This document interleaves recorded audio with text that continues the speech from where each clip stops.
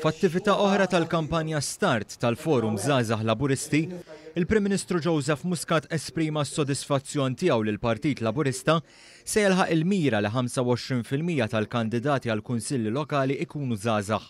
Waqt li sostna li żgħażagħ iridu jerġgħu jkunu fuq quddiem tas-soluzzjonijiet, Dr. Muscat fisser kif dan it-tim irid ikompli jikber anke b'żgħażagħ ta' 16 u 17-il sena li issa se jkollhom iċ-ċans jikkontestaw. Mistoqsi dwar is-saħħa mentali, Dr. Muscat qal li għalih huwa xokkanti li huwa biss fl-aħħar snin li bdejna nitkellmu dwarha.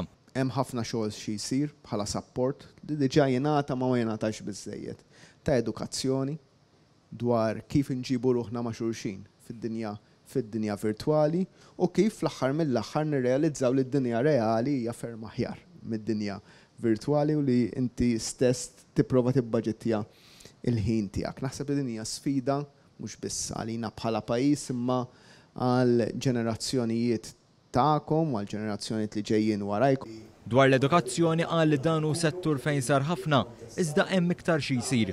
Tkellem dwar il-kumpanija Crane Currency u kif 53 ġimgħa wara li bdew jaħdmu f'Malta qed jimpjegaw 375 ruħ.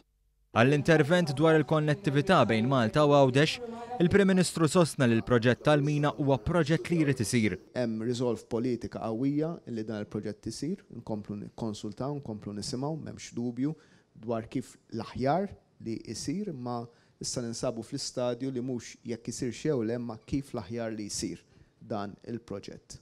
Bidla kbir oħra li rrefera għalija hija dik li pajjiżna jaqleb għal karozzi elettriċi. Qegħdin naħdmu biex issa naraw li l-Ene Malta tkun qiegħda f'pożizzjoni li min jkollu karozza bħal dik u jiċċarġi għad-dar jkollu rati preferenzjali dwar kif jiċċarġiha. Illi inti tara u li kieku m'għandniex power station li għandna dil-biċċa xogħol ma nistgħu qatt illi nagħmluha. Għal darb'oħra tkellem dwar il-bidla li hemm bżonn biex iktar nisa jeħdu sehem fid-dinja politika. Tenna li dak li se jipproponi l-Gvern mhux kwota, iżda azzjoni pożittiva biex tal-inqas 40% minn kull sess ikun rappreżentat.